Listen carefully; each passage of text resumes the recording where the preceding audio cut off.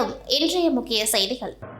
ஆர்பிட்டான் foundation for research and action சார்பில் Orbiton games 2025 உலகின் முதல் கூட்டு நுண்ணறிவு திருவிழா புதுச்சேரி இந்திரா காந்தி விளையாட்டரங்கில் நடைபெற்றது. அதில் அறிவியல், பண்பாடு மற்றும் நெறிமுறை செயற்கை நுண்ணறிவு ஆகியவற்றை இணைக்கும் வகையில் விளையாட்டு நிகழ்ச்சிகள் நடத்தப்பட்டது. குறிப்பாக செயற்கை நுண்ணறிவு சார்ந்த வினாடி வினா, AI டிரைவன் குவிஸ், எதிர்கால இயந்திரங்கள், ஃபியூச்சர் மிஷன்ஸ் குறித்த விளக்கங்கள், படைப்பு ஊடக மற்றும் கலைகள், கிரியேட்டிவ் மீடியா அண்ட் ஆர்ட்ஸ் மற்றும் ஃபேஷன் ஷோ மற்றும் சிறப்பு குழுக்களின் வருகை இருந்தது. மேலும் செயற்கை நுண்ணறிவு, அறிவியல் மற்றும் பண்பாடு தொடர்பான நிபுணர்களின் உரை இருந்தது. இந்நிகழ்ச்சியில் பல்வேறு துறைகளை சேர்ந்த பலரும் கலந்து கொண்டார்கள். காலை 8 மணிக்கு தொடங்கிய விளையாட்டுப் போட்டிகள் மாலை 3 மணிக்கு முடிவடைந்தது. தொடர்ந்து நடைபெற்ற பரிசளிப்பு விழாவில் சமூக சேவகர் ஜோஸ் சார்லஸ் மார்டின் சிறப்பு விருந்தினராக கலந்து கொண்டார். விழாவில் சட்டமன்ற உறுப்பினர் ரிச்சர்ட் ஜான்குமார், புதுச்சேரி முப்படை முன்னாள் ராணுவ வீரர்கள் மற்றும் வீர தாய்மார்கள் நலசங்கத்தின் தலைவர் மோகன், ஆர்பிட்டான் ஃபவுண்டேஷன் நிறுவனர் ராஜ்குமார் வீரமணி, முன்னாள் ராணுவ வீரர்கள், பள்ளி கல்லூரி மாணவ மாணவிகள் என 1000க்கும் மேற்பட்டவர்கள் பங்கேற்றனர். விழாவில் பரதம், ஆர்டிஸ்டிக் யோகா, சிலம்பம் உள்ளிட்ட பல்வேறு கலைகள் நிகழ்த்தப்பட்டது. தொடர்ந்து விளையாட்டுப் போட்டிகள், வெற்றி பெற்றவர்கள் மற்றும் கலை நிகழ்ச்சிகளில் பங்கு பெற்றவர்களுக்கு சமூக சேவகர் ஜோஸ் சார்லஸ் மார்டின் பரிசுகளை வழங்கினர். அதேபோல் சமூக சேவகர் சார்லஸ் மார்டின் அவர்களுக்கு ஆர்பிட்டான் கேம்ஸ் 2025 சார்பில் நினைவு பரிசு வழங்கப்பட்டது. தொடர்ந்து செய்தியாளர்களை சந்தித்த சார்லஸ் மார்டின், மத்திய பல்கலைக்கழக விவகாரத்தில் நாம் 2 பக்கமும் பார்க்க வேண்டும். ஆனால் மாணவர்களை தாக்கியது மிகவும் தவறான விஷயம்தான். அதே சமயம் பாலியல் குற்றச்சாட்டுகள் குறித்து பாதிக்கப்பட்டவர்கள் தரப்பில் இருந்து எவ்விதமான புகார்களும் வரவில்லை என கூறப்படுகிறது. இந்த விவகாரத்தில் தீர விசாரித்துதான் ஒரு முடிவை எடுக்க முடியும். மாணவர்களும் காவல்துறை அதிகாரி ஒருவரை சிறைப்படுத்ததாக கூறப்படுகிறது. எனவே 2 தரப்பிலும் தவறுகள் இருப்பதாக தெரிகிறது. இவ்விவகாரத்தில் பல்கலைக்கழக நிர்வாகமும் சரி, மாணவர்கள் தரப்பும் சரி, அனைவரும் பேசித்தான் ஒரு முடிவெடுக்க வேண்டும். பாதிக்கப்பட்ட மாணவி தரப்பிலிருந்து இதுவரை எந்த புகாரும் அளிக்கப்படவில்லை என கூறப்படுகிறது. அவ்வாறு பாதிக்கப்பட்ட மாணவிகள் யாராவது புகார் அளித்தால் நானே அவர்களுடன் நின்று அதில் நியாயம் கிடைப்பதற்காக பாடுபடுவேன். புதுச்சேரியில் சட்டம் ஒழுங்கை பொறுத்தவரை காவல்துறையினர் முன்னெச்சரிக்கையுடன் செயல்பட வேண்டும். நான் பாஜகவிலிருந்து எப்பொழுதோ ராஜினாமா செய்துவிட்டேன். மிஸ்டு கால் மூலமாகவே நான் பாஜகவில் சேர்ந்த நிலையில் தற்பொழுது அதிகாரப்பூர்வமாக வெளியேறிவிட்டேன். தேசிய மக்கள் மன்ற பணிகள் தற்பொழுது தீவிரமாக நடைபெற்ற நிலையில் கட்சி குறித்து பிறகு முடிவு செய்வேன் என்று சார்லஸ் மார்டின் தெரிவித்துள்ளார். பாண்டிச்சேரி ஷைன், ஈவ் விஷன் மற்றும் ஆகரம் ரோட்டரி கிளப்புகள் இணைந்து நடத்திய மகளிர் சக்தி வள திட்டமான ப்ராஜெக்ட் சார்லஸ் பெரும் வெற்றியுடன் நடைபெற்றது. இந்திய திட்டத்தின் ஒரு பகுதியாக சார்லஸ் மார்டின் அவர்கள் 300 தையல் இயந்திரங்களை பொருளாதாரத்தில் பின்தங்கிய பெண்கள் மற்றும் தனித்தாய் மகளிருக்கு நன்கொடையாக வழங்கினர். திட்ட ஒருங்கிணைப்பாளராக கவிதா கோபாலகிருஷ்ணன் அவர்கள் செயல்பட்டார். இந்த ரூபாய் 25 லட்சம் மதிப்புடைய மாபெரும் சமூக சேவை திட்டம் பெண்களின் வாழ்வாதார முன்னேற்றத்திற்கு பெரும் ஆதாரமாக அமைந்தது. இந்த சிறப்பு விழாவில் சார்லஸ் மார்டின், மாவட்ட ஆளுநர் லியோன் மற்றும் AKRFC doctor Lima rose Martin ஆகியோர் சேர்ந்து தையல் இயந்திரங்களை பயனாளிகளுக்கு வழங்கினர்.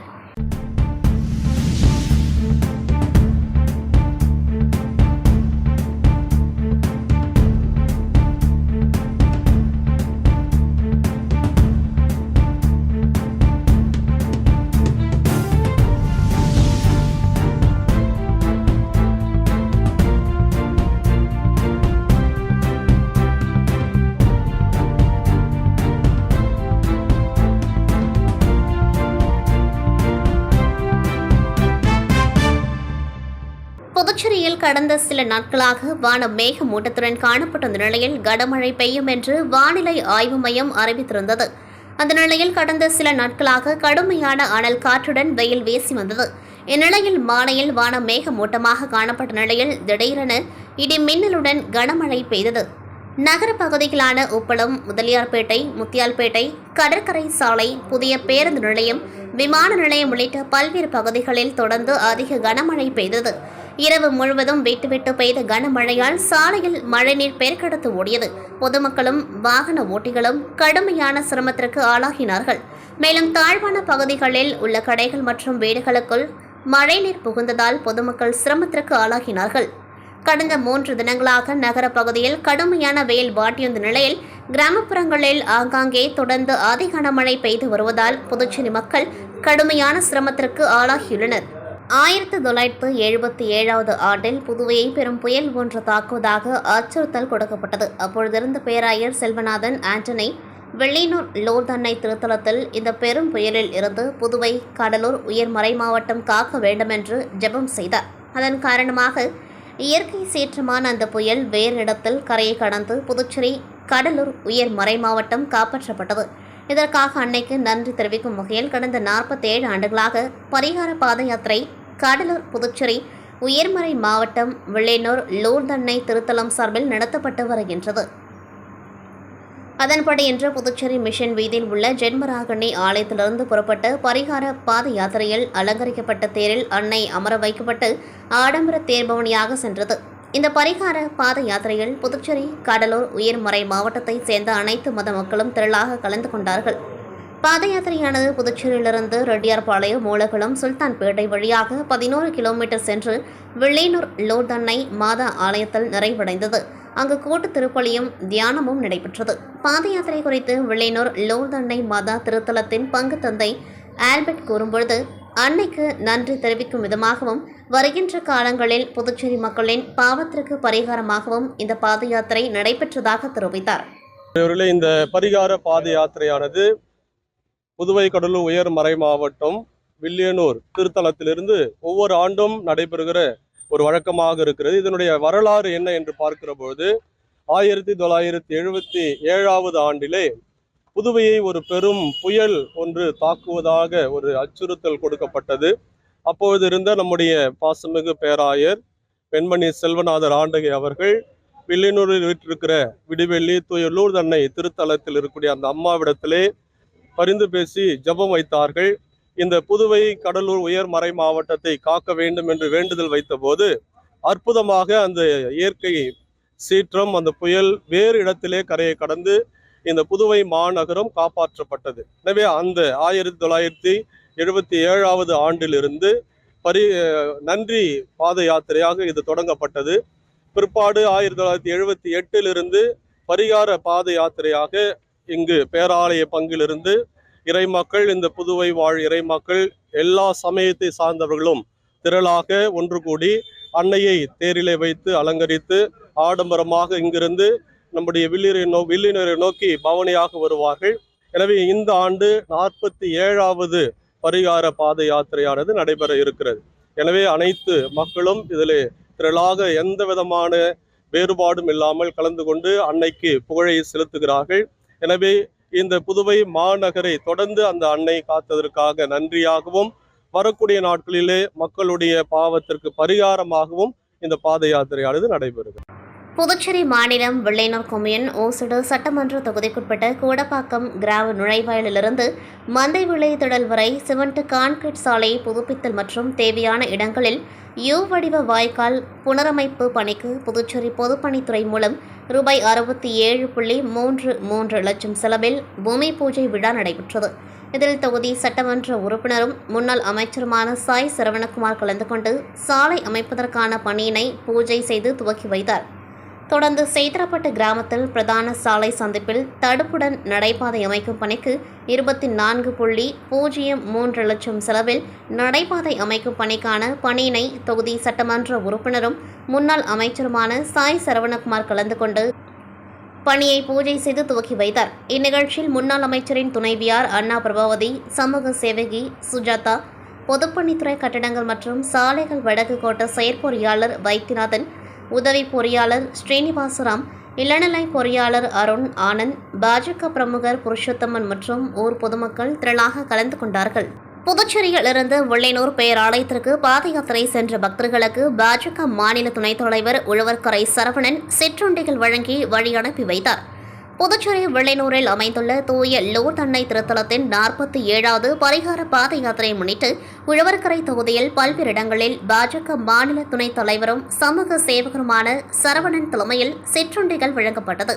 இதில் ஆயிரக்கணக்கான பக்தர்கள் நடைப்பயணத்தில் சென்றவர்கள் வாங்கிக் கொண்டு சென்றனர். மேலும் இதில் பாஜக மாநில நிர்வாகிகள், தொகுதி நிர்வாகிகள், சரவணன் ஆதரவாளர்கள் உட்பட ஏராளமானோர் கலந்து கொண்டார்கள். புதுச்சேரி வெள்ளியனூரில் அமைந்துள்ள தூய லோர்தன்னை திருத்தலம் 47வது பரிகார பாத யாத்திரையை முன்னிட்டு நமது உழவர்கரை தொகுதி என்ஆர் காங்கிரஸ் பிரமுகர் மக்கள் சேவகர் டாக்டர் கே நாராயணசாமி அவர்கள் உழவர்கரை தொகுதிக்குட்பட்ட கம்பன் நகர் பேருந்து நிறுத்தம், உழவர்கரை மூலகுளம் சர்ச் எதிரில் மூலகுளம் ரெனால்ட் ஷோரூம் அருகில் மற்றும் அறம்பார்த்தபுரம் பேருந்து நிறுத்தம் ஆகிய பகுதிகளில் பாத யாத்திரை செல்லும் 2000 பக்தர்களுக்கு பிஸ்கட், மோர், குளிர்பானம் மற்றும் தண்ணீர் பாட்டில்களை தனது சொந்த செலவில் வழங்கினார். மேலும் பாத யாத்திரை முடிந்து வீடு திரும்பும் பக்தர்களுக்கு இலவச பேருந்து வசதியும் டாக்டர் கே நாராயணசாமி அவர்கள் ஏற்பாடு செய்து கொடுத்தார். இந்நிகழ்வில் என்ஆர் காங்கிரஸ் கட்சி நிர்வாகிகள் மற்றும் தொண்டர்கள் திரளாக கலந்து கொண்டார்கள். அரியங்குப்பம் தொகுதிக்குட்பட்ட சுப்பையா நகர் பகுதியில் அமைந்துள்ள பார்த்தசாரதை பெருமாள் கோவிலில் புரட்டாசி மாத 4ஆம் சனிக்கிழமை சிறப்பு வழிபாடு நடைபெற்றது. அதில் அதிமுக மாநில பொருளாளர் ரவி பாண்டரங்கன் சிறப்பு அழைப்பாளராக கலந்து கொண்டு சுவாமி தரிசனம் செய்தார். தொடர்ந்து பக்தர்களுக்கு அன்னதானம் வழங்குவதை துவக்கி வைத்தார். மேலும் சிறப்பு வழிபாடு பூஜையில் கலந்து கொண்ட 500க்கும் மேற்பட்ட பெண்களுக்கு புடவை வழங்கி சிறப்பித்தார். இந்நிகழ்ச்சிக்கான ஏற்பாட்டினை கிழக்கு வார்டு கழக செயலாளர் ஜெயக்குமார் மற்றும் கோவில் நிர்வாகிகள் செய்திருந்தனர். இதில் அதிமுக தொகுதி கழக செயலாளர் ராஜா, மாநில துணை செயலாளர் PL கணேசன், தொகுதி துணை செயலாளர் சிவா, அம்மா பேரவை துணை செயலாளர் ஜீவா, RK நகர் வார்டு செயலாளர் பாலு, தொகுதி எம்ஜிஆர் மன்ற செயலாளர் சரவணன், வார்டு துணை செயலாளர் அன்பு மற்றும் கழக நிர்வாகி காத்தவராயன், பொதுமக்கள் பலர் கலந்து கொண்டார்கள். சர்வதேச பெண் குழந்தைகள் தினத்தை முன்னிட்டு புதுச்சேரி தன்னம்பிக்கை பொம்மலாட்ட கலைக்குழு சார்பில் ரிக்ஷா வண்டி பேரணி நடைபெற்றது.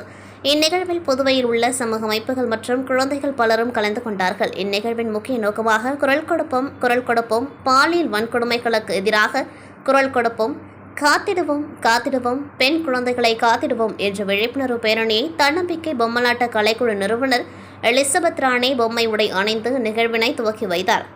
இந்நிகழ்ச்சியில் தனலட்சுமி, துரை, ஆறுமுகம், ஐயா அறக்கட்டளை, பாஸ்கர், ஆறு, பிரேமா, பரமசிவம், தேவி, பிரேமா என பல்வேறு சமூக பணியாளர்கள் இணைந்து இந்த பேரணியில் பங்கு பெற்று விழிப்புணர்வை ஏற்படுத்தினார்கள். பேரணி கடற்கரை சாலை, காந்தி சிலை அருகில் ஆரம்பித்து அண்ணா சாலை, கம்பன் கலையரங்கம் அருகில் நிறைவு பெற்றது. இந்நிகழ்ச்சிக்கான ஏற்பாடுகளை தன்னம்பிக்கை பொம்மலாட்ட கலைக்குழு எலிசபெத் ராணி செய்திருந்தார்.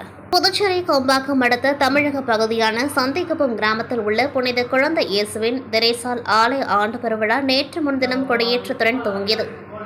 இதில் ஆலய பங்கு தந்தை அருள் பிரகாசம் தலைமையில் நடைபெறும் விழாவில் திண்டிவனம் புனித வியாக்குல அன்னை ஆலய பங்கு தந்தை மைக்கேல் ஜான் சிறப்பு அழைப்பாளராக கலந்து கொண்டு சிறப்பு திருப்பலி செய்து ஆடம்பர தேர் பவனி துவக்கி வைத்தார். இதில் ஏராளமான கிறிஸ்தவ பங்கு மக்கள் கலந்து கொண்டு கர்த்தரை ஜெபம் செய்து வழிபட்டனர்.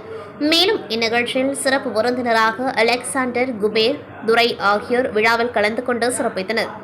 இவ்விழாவிற்கான ஏற்பாடுகளை ஆலய திருப்பணி தலைவர் பிரான்சிஸ், செயலாளர் ஆரோக்கியசாமி, பொருளாளர் ஜான் மற்றும் நிர்வாகிகள் குமார், பாக்கியதாஸ் ஆகியோர் சிறப்பாக செய்திருந்தனர். திருபுவனை சட்டமன்ற தொகுதிக்குட்பட்ட சன்னியாசிக்குப்பம் கிராமத்தில் முன்னாள் சட்டமன்ற உறுப்பினர் கோபிகா பிறந்தநாள் நிகழ்ச்சி என்ஆர் காங்கிரஸ் கட்சி நிர்வாகிகள் சுப்பிரமணிய கவுண்டர், சிவக்கொழுந்து ஆகியோர் தலைமையில் சன்னியாசிக்குப்பம் இந்திரா நகர் பகுதியில் உள்ள பாலமுருகன் ஆலயத்தில் நடைபெற்றது. இதில் சிறப்பு விருந்தினராக கலந்து கொண்ட முன்னாள் சட்டமன்ற உறுப்பினர் கோபிகா இவ்வாலயத்தில் நடைபெற்ற சிறப்பு பூஜையில் கலந்து கொண்டு சுவாமி தரிசனம் செய்து பொதுமக்களுக்கு இனிப்புகள் வழங்கி கொண்டாடினார். தொடர்ந்து இப்பகுதியில் உள்ள 100க்கும் மேற்பட்ட பெண்களுக்கு மளிகை பொருட்கள் அடங்கிய தொகுப்பினை வழங்கினர். மேலும் இந்த நிகழ்ச்சியில் கட்சி நிர்வாகிகள் சம்பத், செல்வம், ரமேஷ், வாசுதேவன், சதீஷ், சந்தோஷ், ஆனந்த், ஜெகதீஸ்வரர், ராமு, அன்பரசன், வேலு, கோகுல கிருஷ்ணன், குரு, சிவகுமார், பூபாலன் உள்ளிட்ட நிர்வாகிகள் பலர் இந்நிகழ்ச்சியில் கலந்து கொண்டு வாழ்த்து தெரிவித்து சிறப்பித்தனர். புதுச்சேரி ஏனாம் பகுதியை சேர்ந்தவர் திபுரி செட்டி நாராயணசாமி. இவரை நேற்றிரவு அங்குள்ள திரையரங்கம் அருகே மர்ம நபர்கள் கத்தியால் வெட்டிவிட்டு அங்கிருந்து தப்பி சென்றனர். இதுகுறித்து அருகில் இருந்தவர்கள் ஏனாம் போலீசாருக்கு தகவல் தெரிவித்ததன் பேரில் சம்பவ இடத்திற்கு வந்த போலீசார் ரத்த வெள்ளத்தில் உயிருக்கு போராடிய நாராயணசாமியை ஏனாம் அரசு மருத்துவமனைக்கு சிகிச்சைக்காக கொண்டு சென்றனர். அங்கு அவருக்கு தீவிர சிகிச்சை அளிக்கப்பட்ட நிலையில் அவர் சிகிச்சை பலனின்றி பரிதாபமாக உயிரிழந்தார். இந்நிலையில் இச்சம்பவம் குறித்து ஏனாம் போலீசார் வழக்கு பதிவு செய்து விசாரணை மேற்கொண்டதில் புதுச்சேரியின் ஏனாம் பிராந்தியத்தில் வட்டிக்கு பணம் கொடுக்கும் தொழில் செய்து வந்தவர் மேக வெங்கடேச ராவ். அவரிடம் அதே ஊரை சேர்ந்த நாராயணசாமி மற்றும் அவரது உறவினர்கள் 3 பேர் 3 லட்சம் ரூபாய் சீட்டு கட்டியுள்ளனர். சீட்டு முடிந்தும் வெங்கடேச ராவ் பணத்தை திருப்பி தராததால் ஆத்திரத்தில் அவரது வீட்டிற்கு சென்ற நாராயணசாமி கடந்த 2022ஆம் ஆண்டு கொலை செய்துள்ளார். இந்த வழக்கில் கைதாகி 280 நாள் புதுச்சேரி மத்திய சிறையில் இருந்த நாராயணசாமி அண்மையில்தான் சட்ட உதவி மையத்தின் மூலம் ஜாமீன் பெற்று ஏனாம் காவல் நிலையத்தில் காலை மாலை இருவேளையும் கையெழுத்திட வேண்டும். அவ்வாறு மாலையில் கையெழுத்திட்டு விட்டு வந்தபொழுது வெங்கடேச ராவின் மகன் மொக்க ஆனந்த் கொலை செய்துள்ளார் என்பதும், மேலும் தனது தந்தையை கொன்ற நாராயணசாமியை 3 ஆண்டுகளாக கொலை செய்ய வேண்டும் என வெறியுடன் வாகனத்தில் கத்தியை வைத்துக் கொண்டு மொக்க ஆனந்த் தேடி வந்த நிலையில் நேற்று அவரை பார்த்தவுடன் கொலை செய்துவிட்டு தனது செல்போனை சுவிட்ச் ஆஃப் செய்துவிட்டு அருகில் உள்ள ஆந்திர பகுதிக்கு சென்று தலைமறைவாகியுள்ளது முதற்கட்ட விசாரணையில் தெரியவந்துள்ளதை அடுத்து போலீசார் தனிப்படை அமைத்து தேடி வருகின்றனர். இத்துடன் செய்திகள் நிறைவடைகின்றது. நன்றி, வணக்கம்.